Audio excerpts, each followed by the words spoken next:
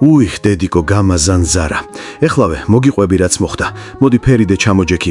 მოკლედ ისაბელ ჯორდანი 23 წლის გერმანელი სტუდენტი 2002 წელს წავიდა ავსტრალიაში.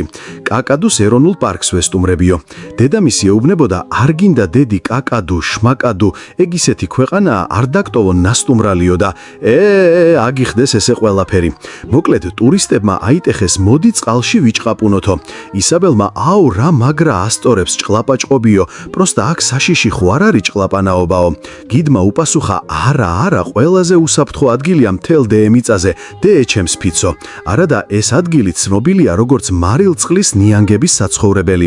ხო და ისაბელმა კაი თქვენ შეგეცით მე მარტო ფეხებს დავისველებ ძალიან გამეოფლა სიცხისგანო.